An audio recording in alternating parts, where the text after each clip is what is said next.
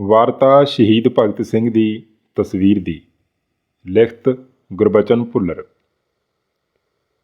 ਭਗਤ ਸਿੰਘ ਦੀ ਇੱਕ ਬਹੁਤ ਪ੍ਰਚਲਿਤ ਤਸਵੀਰ ਜੋ ਅਨੇਕ ਥਾਈਂ ਰਸਾਲਿਆਂ, ਅਖਬਾਰਾਂ ਅਤੇ ਪੁਸਤਕਾਂ ਵਿੱਚ ਛਪ ਚੁੱਕੀ ਅਤੇ ਲਗਭਗ ਹਰ ਕਿਸੇ ਨੇ ਦੇਖੀ ਹੋਈ ਹੈ।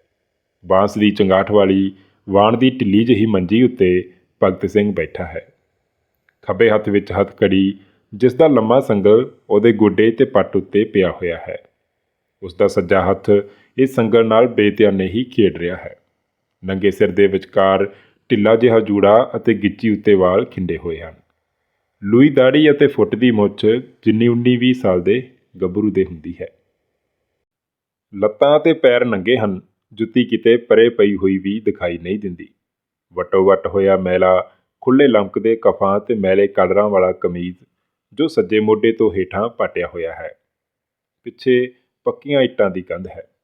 ਭਗਤ ਸਿੰਘ ਖੱਬੇ ਵੱਲ ਨੂੰ ਮੂੰਹ ਕਰਕੇ ਬੈਠਾ ਹੋਇਆ ਜਿਵੇਂ ਕਿਸੇ ਨਾਲ ਗੱਲਾਂ ਕਰ ਰਿਹਾ ਹੋਵੇ। 20-25 ਸਾਲ ਪੁਰਾਣੀ ਗੱਲ ਹੈ।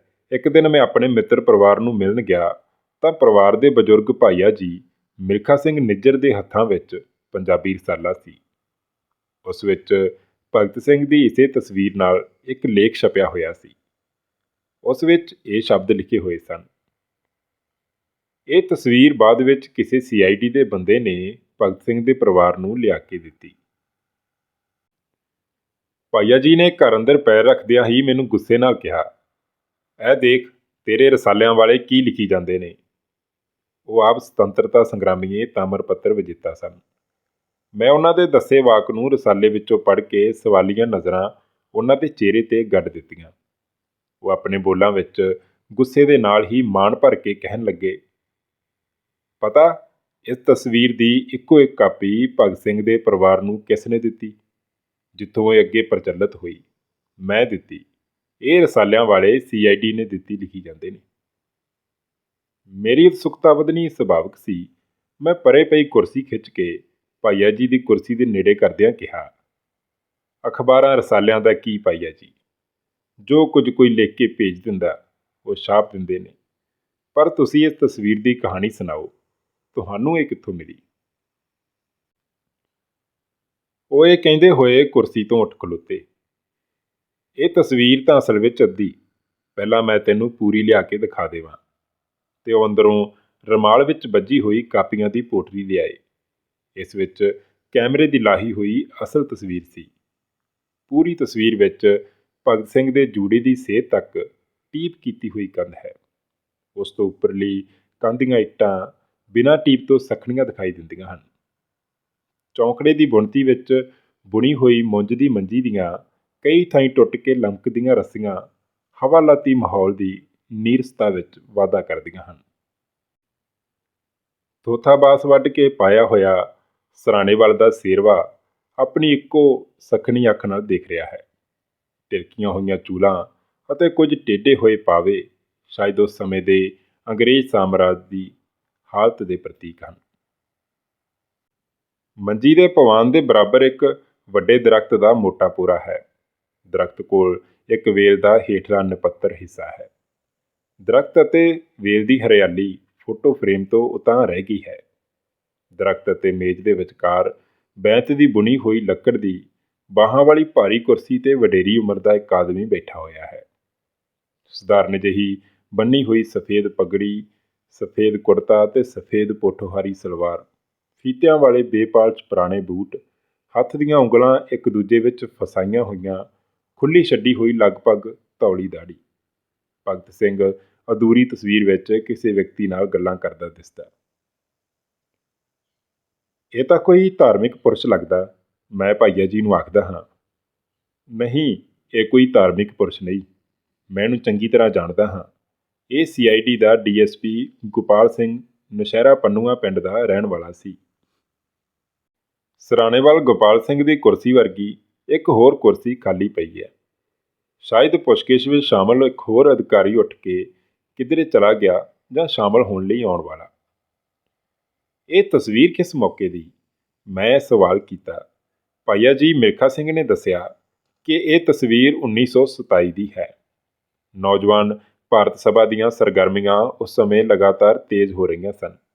ਭਗਤ ਸਿੰਘ ਨੂੰ ਇਸੇ ਕਾਰਨ ਪੁੱਛਗਿੱਛ ਲਈ ਫੜਿਆ ਗਿਆ ਸੀ ਅਤੇ ਲਾਹੌਰ ਦੀ ਰੇਲਵੇ ਸਟੇਸ਼ਨ ਨੇੜਲੀ ਹਵਾਲਾਤ ਵਿੱਚ 3 ਹਫ਼ਤੇ ਦੇ ਕਰੀਬ ਰੱਖਿਆ ਗਿਆ ਸੀ। ਹਵਾਲਾਤ ਦੇ ਵਿਹੜੇ ਵਿੱਚ ਦਰਖਤ ਹੇਠ ਉਸ ਤੋਂ ਕਈ ਵਾਰ ਪੁੱਛਗਿੱਛ ਕੀਤੀ ਗਈ ਸੀ। ਮੈਂ ਭਗਤ ਸਿੰਘ ਦੇ ਢਿੱਲੇ ਜੂੜੇ, ਨੰਗੇ ਪੈਰਾਂ ਅਤੇ ਖਾਸ ਕਰਕੇ ਪਾਟੇ ਹੋਏ ਵੱਟੋ-ਵੱਟ ਕਮੀਜ਼ ਦਾ ਜ਼ਿਕਰ ਕਰਦਿਆਂ ਕੁੱਟਮਾਰ ਬਾਰੇ ਪੁੱਛਿਆ। ਭਾਈਆ ਜੀ ਦਾ ਕਹਿਣਾ ਸੀ, ਨਹੀਂ, ਉਸ ਸਮੇਂ ਉਹ ਕਿਸੇ ਵਿਸ਼ੇਸ਼ ਦੋਸ਼ ਕਾਰਨ ਨਹੀਂ ਸੀ ਫੜਿਆ ਗਿਆ। ਸਰਕਾਰ ਨੌਜਵਾਨ ਲਹਿਰ ਦੀਆਂ ਅਤੇ ਭਗਤ ਸਿੰਘ ਦੀਆਂ ਸੰਭਾਵਨਾਵਾਂ ਤੋਂ ਡਰਦੀ ਸੀ। ਉਸ ਮੌਕੇ ਉਸ ਨੂੰ ਕੁੱਟਿਆ ਮਾਰਿਆ ਨਹੀਂ ਸੀ ਗਿਆ। ਹਾਂ, ਪੁੱਛਗਿੱਛ ਵਾਰ-ਵਾਰ ਹੋਈ ਸੀ ਅਤੇ ਫਿਰ ਉਸ ਨੂੰ ਛੱਡ ਦਿੱਤਾ ਗਿਆ ਸੀ। ਭਾਈਆ ਜੀ ਨੇ ਸਾਰੀ ਜਾਣਕਾਰੀ ਦਾ ਆਧਾਰ ਵੀ ਦੱਸਿਆ। ਉਹ ਗੁਰੂ ਕੇ ਬਾਗ ਦੇ ਮੋਰਚੇ ਸਮੇਂ ਅਗਸਤ 1922 ਤੋਂ ਫਰਵਰੀ 1923 ਤੱਕ ਮਿੰਟਗੁਮਰੀ ਕੈਂਪ ਜੇਲ੍ਹ ਵਿੱਚ ਕੈਦ ਕਰ ਚੁੱਕੇ ਸਨ। ਦੁਬਾਰਾ ਉਹ ਬੱਬਰ ਅਕਾਲੀ ਲਹਿਰ ਵਿੱਚ ਗ੍ਰਿਫਤਾਰ ਹੋਏ ਸਨ। ਹਾਈ ਕੋਰਟ ਨੇ 19 ਜਨਵਰੀ 1926 ਨੂੰ ਉਹਨਾਂ ਨੂੰ ਬਰੀ ਤਾਂ ਕਰ ਦਿੱਤਾ, ਪਰ ਪਿੰਡ ਵਿੱਚ ਨਜ਼ਰਬੰਦੀ ਦਾ ਹੁਕਮ ਸੁਣਾ ਦਿੱਤਾ। 1927 ਵਿੱਚ ਜਦੋਂ ਸ਼੍ਰੋਮਣੀ ਗੁਰਦੁਆਰਾ ਕਮੇਟੀ ਦੇ ਵਿਰੁੱਧ ਬਗਾਵਤੀ ਸਰਗਰਮੀ ਕਰਨ ਸਾਜ਼ਿਸ਼ ਕੇਸ ਬਣਿਆ ਤਾਂ ਭਾਈਆ ਜੀ ਨੂੰ ਕਮੇਟੀ ਦੇ ਪੱਖ ਵਿੱਚ ਗਵਾਹੀ ਦੇਣ ਲਈ ਡੀਸੀ ਸਦਰ ਦੀ ਮਾਰਫਤ ਤਲਬ ਕੀਤਾ ਗਿਆ ਸੀ। ਡੀਸੀ ਦੀ ਚਿੱਠੀ ਤਾਂ ਸੰਮਣ ਦੇ ਨਾਲ ਹੀ ਅਹਿਲਮਦ ਨੇ ਰੱਖ ਲਈ। ਉਧਰ ਲਾਹੌਰ ਸਟੇਸ਼ਨ ਉੱਤੇ ਟਿਕਟਾਂ ਲੈ ਰਹੇ ਭਾਈਆ ਜੀ ਨੂੰ CID ਦੇ ਹੌਲਦਾਰ ਆਤਮਾ ਸਿੰਘ ਨੇ ਪਛਾਣ ਲਿਆ।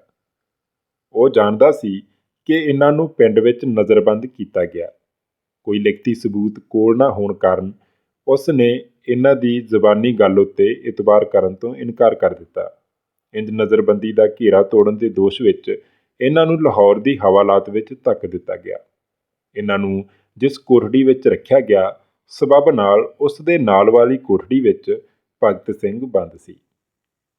ਭਾਈਆ ਜੀ ਨੂੰ ਪੜਤਾਲ ਪੂਰੀ ਹੋਣ ਤੱਕ 2 ਹਫ਼ਤੇ ਉੱਥੇ ਬੰਦ ਰੱਖਿਆ ਗਿਆ।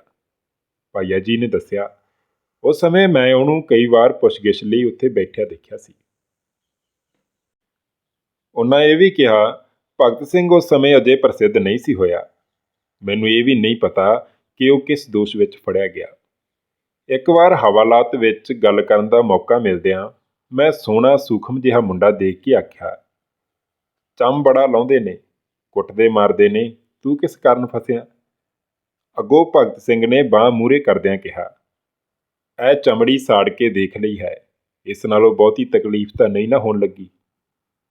ਉਸ ਨਾਲ ਮੇਰੀ ਇਹ ਗੱਲਬਾਤ ਅਜੇ ਵੀ ਮੇਰੇ ਕੰਨਾਂ ਵਿੱਚ ਗੂੰਜ ਰਹੀ। ਭਗਤ ਸਿੰਘ ਇਹਨਾਂ ਨਾਲੋਂ ਪਹਿਲਾਂ ਹਵਾਲਾਤ ਵਿੱਚ ਆਇਆ ਸੀ ਤੇ ਹਫ਼ਤਾ ਕੁ ਪਹਿਲਾਂ ਹੀ ਛੱਡ ਦਿੱਤਾ ਗਿਆ ਸੀ। ਭਾਈਆ ਜੀ ਕਹਿਣ ਲੱਗੇ, ਜਾਂਦਾ ਹੋਇਆ ਉਹ ਮੈਨੂੰ ਮਿਲ ਕੇ ਗਿਆ। ਇਹਨਾਂ ਦਿਨਾਂ ਵਿੱਚ ਉਸ ਦੀ ਦੇਸ਼ ਭਗਤੀ, ਦ੍ਰਿੜਤਾ ਤੇ ਦਲੇਰੀ ਨੇ ਮੈਨੂੰ ਬੜਾ ਹੀ ਪ੍ਰਭਾਵਿਤ ਕਰ ਦਿੱਤਾ ਸੀ। ਮੈਂ ਉਤਾਵਲਤਾ ਨਾਲ ਪੁੱਛਿਆ, ਪਰ ਭਾਈਆ ਜੀ, ਇਹ ਤਸਵੀਰ ਤੁਹਾਡੇ ਹੱਥ ਕਿਵੇਂ ਲੱਗੀ? ਕਦੋਂ ਲੱਗੀ ਅਤੇ ਕਿੱਥੋਂ ਲੱਗੀ? ਲੈ ਇਹ ਵੀ ਸੁਣ। ਉਹਨਾਂ ਇੱਕ ਵਾਰ ਫਿਰ ਤਸਵੀਰ ਵੱਲ ਦੇਖਦਿਆਂ ਕਿਹਾ, ਇਹ 1930 ਦੀ ਗੱਲ ਹੈ। ਮੈਂ ਉਨੀ ਦਿਨੀ ਵਕੀਲ ਰਘੂਨਾਥ ਸਹਾਏ ਕੋਲ ਮੁਨਸ਼ੀ ਵਜੋਂ ਕੰਮ ਕਰ ਰਿਹਾ। ਉਹ ਪਹਿਲਾਂ ਸਾਡੇ ਬੱਬਰਾਂ ਦੇ ਮੁਕੱਦਮੇ ਲੜ ਚੁੱਕੇ ਸਨ ਅਤੇ ਹੁਣ ਸਾਂਡਰਸ ਕੇਸ ਨਾਲ ਸੰਬੰਧਿਤ ਵਕੀਲ ਮੰਡਲੀ ਵਿੱਚੋਂ ਇੱਕ ਸੀ। ਇੱਕ ਦਿਨ ਅਸੀਂ ਮਿਸਲਾਂ ਦੀ ਕੋਖ ਲਈ ਗਏ। ਇੱਕ ਫਾਈਲ ਵਿੱਚ ਇਹ ਤਸਵੀਰ ਲੱਗੀ ਹੋਈ ਸੀ। ਲਾਹੌਰ ਦੀ ਹਵਾਲਾਤ ਦੇ ਵਿਹੜੇ 'ਚ ਭਗਤ ਸਿੰਘ ਦੀ ਪੁੱਛਗਿੱਛ ਦਾ ਦ੍ਰਿਸ਼, ਜੋ ਕਿ ਮੇਰੀ ਕੋਠੜੀ ਵਿੱਚੋਂ ਦਿਸਦਾ ਹੁੰਦਾ ਸੀ। ਮੈਂ ਝੱਟ ਪਛਾਣ ਗਿਆ ਕਿ ਇਹ ਤਾਂ ਉਸ ਸਮੇਂ ਦੀ ਤਸਵੀਰ ਹੈ। ਉਸ ਸਮੇਂ ਸਰਕਾਰ ਨੇ ਚੋਰੀ ਇਹ ਤਸਵੀਰ ਲਾ ਕੇ ਫਾਈਲ ਵਿੱਚ ਰੱਖ ਲਈ ਸੀ। ਭਗਤ ਸਿੰਘ ਦੀ ਉਸ ਸਮੇਂ ਦੀ ਪ੍ਰਸਿੱਧੀ ਵੱਲ ਅਤੇ ਸਾਂਡਰਸ ਕੇਸ ਵੱਲ ਦੇਖਦਿਆਂ ਮੈਨੂੰ ਫੁਰਨਾ ਫੁਰਿਆ ਕਿ ਇਹ ਤਾਂ ਬਹੁਤ ਅਹਿਮ ਤਸਵੀਰ ਹੈ। ਮੈਂ ਅੱਗਾ ਪਿੱਛਾ ਦੇਖ ਕੇ ਇਹ ਤਸਵੀਰ ਫਾਈਲ ਵਿੱਚੋਂ ਖਿੱਚ ਕੇ ਪਜਾਮੇ ਦੇ ਨੇਫੇ ਵਿੱਚ ਟੰਗ ਲਈ। ਮਿਸਲਾਂ ਦੇਖ ਕੇ ਬਾਹਰ ਨਿਕਲਣ ਸਮੇਂ ਹੁਕਮ ਤਾਂ ਤਲਾਸ਼ੀ ਲੈਣ ਦਾ ਸੀ, ਪਰ ਰੋਜ਼ ਦਾ ਵਾਹ ਹੋਣ ਕਰਕੇ ਉਹ ਜੇਬਾਂ ਤੇ ਖੀਸੇ ਟੋਹ ਕੇ ਬਸ ਕਾਰਵਾਈ ਜੀ ਪੂਰੀ ਕਰ ਲੈਂਦੇ ਸਨ। ਭਾਈਆ ਜੀ ਇੱਕਦਮ ਉਦਾਸ ਹੋ ਗਏ। ਅਗਲੇ ਸਾਲ ਉਸ ਦੇਸ਼ ਭਗਤ ਹੀਰੇ ਨੂੰ ਫਾਂਸੀ ਹੋ ਗਈ ਅਤੇ ਇਹ ਤਸਵੀਰ ਮੈਂ ਘਰੇ ਲੁਕਾ ਛੱਡੀ। ਭਾਈਆ ਜੀ ਮਿਲਖਾ ਸਿੰਘ ਨਿੱਜਰ ਨੇ ਕੇਵਲ ਇਹ ਤਸਵੀਰ ਬਾਹਰ ਲੈ ਆਉਣ ਦਾ ਸ਼ੁਭ ਕਾਰਜ ਹੀ ਨਹੀਂ ਕੀਤਾ। ਉਹਨਾਂ ਵਕੀਲ ਰਘੂਨਾਥ ਸਹਾਏ ਦੇ ਦਫ਼ਤਰ ਵਿੱਚ 2 ਵੱਡਕਾਰੀ ਜਿਲਦਾਂ ਦੇ ਰੂਪ ਵਿੱਚ ਪਈਆਂ ਬੱਬਰ ਅਕਾਲੀ ਕੇਸ ਦੇ ਅੰਗਰੇਜ਼ੀ ਵਿੱਚ ਛਪੇ ਹੋਏ ਮੁਕੰਮਲ ਰਿਕਾਰਡ ਦੀਆਂ ਕਾਪੀਆਂ ਵਿੱਚੋਂ ਇੱਕ ਕਾਪੀ ਵੀ ਲਿਆ ਕੇ ਸਾਂਭ ਲਈ ਸੀ। ਮਗਰੋਂ ਉਹਨਾਂ ਬੱਬਰ ਲਹਿਰ ਵਿੱਚ ਸ਼ਾਮਲ ਰਹੇ ਹੋਣ ਕਰਕੇ ਆਪਣੀਆਂ ਯਾਦਾਂ ਅਤੇ ਇਸ ਰਿਕਾਰਡ ਦੇ ਆਧਾਰ ਉੱਤੇ ਲਹਿਰ ਦਾ ਪ੍ਰਮਾਣਿਕ ਇਤਿਹਾਸ ਲਿਖਿਆ। ਬੱਬਰ ਅਕਾਲੀ ਲਹਿਰ ਦਾ ਇਤਿਹਾਸ ਨਾਂ ਦਾ 500 ਪੰਨੇ ਦਾ ਇਹ ਗ੍ਰੰਥ ਨਵਯੁਗ ਪਬਲਿਸ਼ਰਜ਼ ਦਿੱਲੀ ਨੇ 1986 ਵਿੱਚ ਪ੍ਰਕਾਸ਼ਿਤ ਕੀਤਾ ਸੀ। ਮੈਂ ਪੁੱਛਿਆ, ਤੁਸੀਂ ਇਹ ਤਸਵੀਰ ਭਗਤ ਸਿੰਘ ਦੇ ਪਰਿਵਾਰ ਨੂੰ ਕਦੋਂ ਦਿੱਤੀ? ਭਾਈਆ ਜੀ ਨੇ ਦੱਸਿਆ, ਇਹ 1950 ਦੀ ਗੱਲ ਹੈ। ਭਗਤ ਸਿੰਘ ਦੇ ਭਰਾ ਕੁਲਬੀਰ ਸਿੰਘ ਇੱਕ ਦਿਨ ਆਦਮਪੁਰ ਦੁਆਬਾ ਦੇ ਬੱਸ ਅੱਡੇ ਵਿੱਚ ਖਲੋਤੇ ਸਨ। ਮੈਂ ਉਹਨਾਂ ਨੂੰ ਜਾਣਦਾ ਸੀ, ਪਰ ਉਹ ਮੈਨੂੰ ਨਹੀਂ ਸਨ ਜਾਣਦੇ। ਮੈਂ ਆਪਣੀ ਪਛਾਣ ਦੱਸ ਕੇ ਉਹਨਾਂ ਨੂੰ ਇਸ ਤਸਵੀਰ ਬਾਰੇ ਦੱਸਿਆ ਅਤੇ ਮਗਰੋਂ ਇਸ ਦੀ ਇੱਕ ਕਾਪੀ ਕਰਵਾ ਕੇ ਉਹਨਾਂ ਤੱਕ ਪੁੱਜਦੀ ਕਰ ਦਿੱਤੀ। ਉੱਥੋਂ ਇਹ ਅੱਗੇ ਪ੍ਰਚਲਿਤ ਹੋ ਗਈ। ਸੋਵੀਅਤ ਦੂਤਾਵਾਸ ਦੇ ਸੂਚਨਾ ਵਿਭਾਗ ਵਿੱਚ ਕੰਮ ਕਰਨ ਸਮੇਂ ਇੱਕ ਦਿਨ ਮੈਂ ਆਪਣੇ ਇੱਕ ਸਹਿਕਰਮੀ ਮਿੱਤਰ ਦੇ ਕਮਰੇ ਵਿੱਚ ਗਿਆ ਤਾਂ ਉੱਥੇ ਇੱਕ ਓਪਰੇ ਸੱਜਣ ਬੈਠੇ ਸਨ। ਮੇਰੇ ਮਿੱਤਰ ਨੇ ਸਾਡੀ ਜਾਣ ਪਛਾਣ ਕਰਵਾਈ।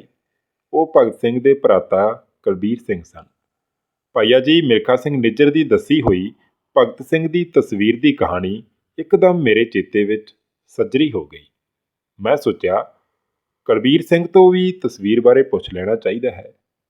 ਮੇਰਾ ਭਾਵ ਸੀ ਕਿ ਉਹਨਾਂ ਨੂੰ ਇਸ ਤਸਵੀਰ ਦੀ ਪ੍ਰਾਪਤੀ ਦਾ ਵਸੀਲਾ ਚੇਤੇ ਸੀ ਕਿ ਨਹੀਂ।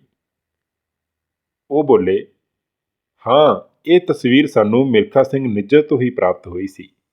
ਇਸ ਖਾਤਰ ਅਸੀਂ ਉਹਨਾਂ ਦੇ ਬਹੁਤ ਧੰਨਵਾਦੀ ਹਾਂ ਤੇ ਇਹ ਸ਼ਾਇਦ ਸੁਤੰਤਰਤਾ ਸੰਗਰਾਮੀਏ ਵਜੋਂ ਸ਼ਹੀਦ ਭਗਤ ਸਿੰਘ ਦੇ ਕੈਮਰੇ ਦੀ ਸਾਨੂੰ ਪ੍ਰਾਪਤ ਇੱਕੋ ਇੱਕ ਤਸਵੀਰ